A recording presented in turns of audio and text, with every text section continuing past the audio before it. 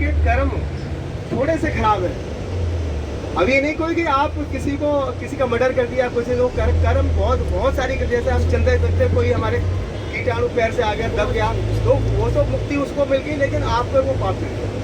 जिसका आपने सुना होगा एक गुरबानी में कि 100 जन्म जिस संगत के बंदे को हुए थे, तो 100 जन्म में तो उससे कोई पाप नहीं हुआ। और 101 जो जन्म हुआ था, तो वो क्या करता है कि एक जब 4-5 साल का होता है कि अख टिड्डे को सुई से उसकी आंखें में चुभ रहा है, तब वो कहते हैं कि ये है तेरा वो पाप, तो इसकी सजा तुम्हें भुगतने पड़ेगी। ये चीज तो संजय जी देखिए, गुरु जी के दरबार में आते रहिए, और यहाँ पर देखिए महाराज जो है नींबू की तरह आपका निचोड़ भी देते हैं, लेकिन आपने गुरु जी का दरबार नहीं छोड़ना।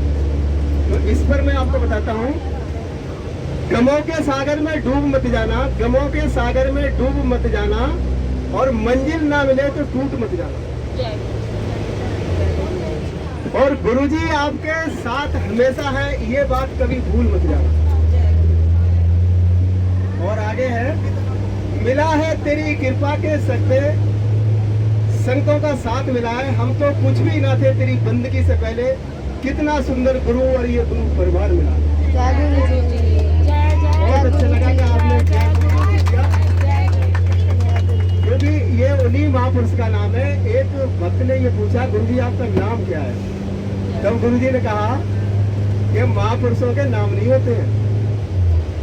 तब ये नाम जय गुरु जी पड़ा, और जय गुरु जी का अर्थ है गुण, अर्थ और शक्ति से भरपूर ये नाम है। इसलिए ओम नमः शिवाय, शिव जी सदा सहाय।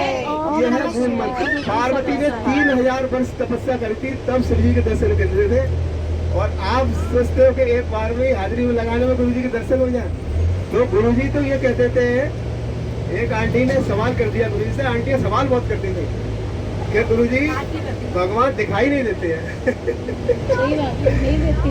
तो ये सवाल गुरु जी ने उल्टा कर दिया कि आंटी जो भगवान दिखाई नहीं देते हैं, तो कहते हैं कि भगवान तो आप में दिखाई देते हैं। अब इसमें गुरु जी ने मुस्कुरा दिया, बोला कुछ नहीं। तो ये चीजें और बहुत सारी चीजें देखी है संजय जी, और आगे बढ़ाता हूँ आपको कि जैसे हरे भरे बागों में कोई सूखी डाली नहीं होती है, हरे भरे बागों में कोई सूखी डाली नहीं होती है, उसी तरह से गुरु जी के दरबार में हाजिरी लगाने से कभी किसी की झोली खाली नहीं होती। हाँ, आपने बोला जय गुरु जी, जय गुरु जी। तो ये ऐसा दरबार है। और आगे बढ़ाता हूँ, है तो मेरे पास बहुत कुछ है, देखा अभी और भी अंकल कोई आंटी अपना सत्संग करेंगे, तो मैं थोड़ा सा एक और सुना देता हूँ कि एक आंटी का सत्संग सुनाता हूँ, तो उसको हमेशा गुरु जी कहते थे कि जा आंटी ऐश कर मौज कर। अब जब हाजिरी लगा के बाहर आती है, अपनी सहेलियों से मिलती है, तो वो कहती है कि गुरुजी बार बार मुझे ये कहते हैं, जा ऐश कर मौज कर। हम तो मिडिल क्लास फैमिली से हैं, तो कैसी ऐश कैसी मौज।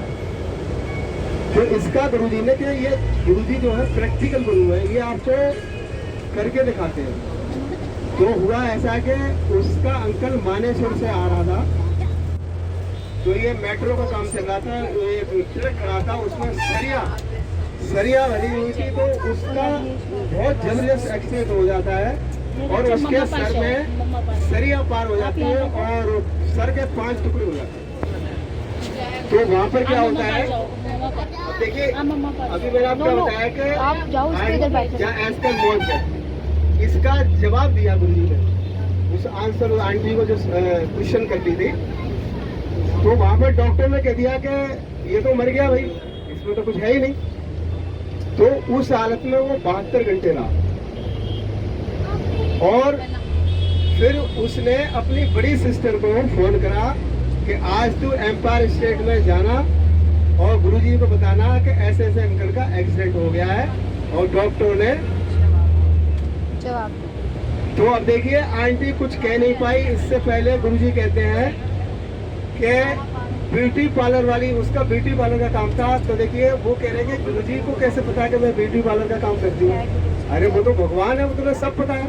वो तो आपकी जेब चूल्हे सब कुछ बता देंगे, हमारी लेकिन संगत set हाथ जोड़ के properly। खड़ी जाती है, गुरु जी हमारे पर्दे मत खोलो। तो ऐसे ही उन्होंने कहा कि ऐसा है कि उस अंकल के लिए मैंने न्यू लाइफ दे दी है। अब देखिए डॉक्टर ने मृत्यु को तोड़ दिया और हाथ खड़े कर लिए, और गुरुजी कहते हैं कि मैंने उसे न्यू लाइफ दे दी, और ये भी कहा कि उसका इलाज भी एक गोरा डॉक्टर करेगा। अब ये बात उसने अपनी सिस्टर से पूछा कि ऐसा है कि इन अंकल का इलाज का कौन सा डॉक्टर कर रहा है, गोरा है काला? अब वो आंटी कहती है तुझे गोरे काली पड़ी है, हाँ मेरी जान से पड़ी है। अब हो सकता है कि गोरा डॉक्टर वो गुरुजी हो, क्यों गुरुजी ये चीज कई आंटियों ने कहते थे कि भाई गुरुजी को बताओ, तो गुरुजी ये कहते हैं कि डॉक्टरों का काम है चीड़ा फाड़ी करना, जो अंदर का काम है वो तो मेरा है। तो इसी तरह से उन्होंने कहा कि कौन सा डॉक्टर, तो उन्होंने कहा गोरा डॉक्टर।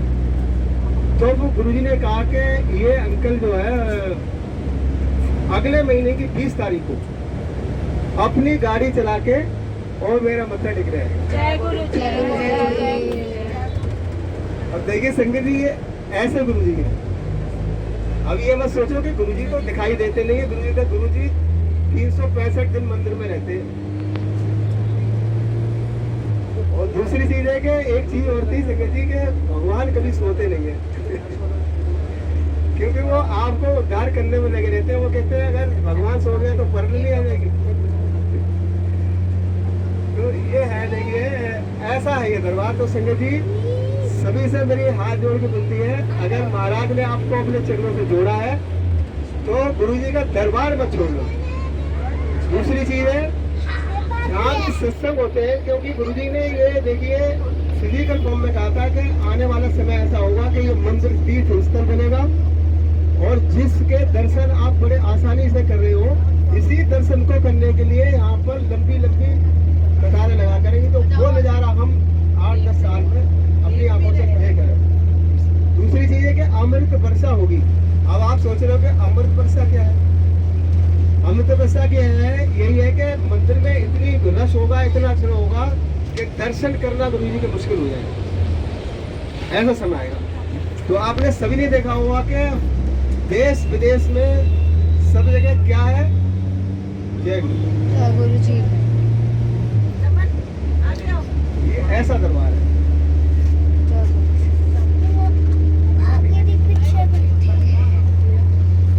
जय गुरु जी संगत जी।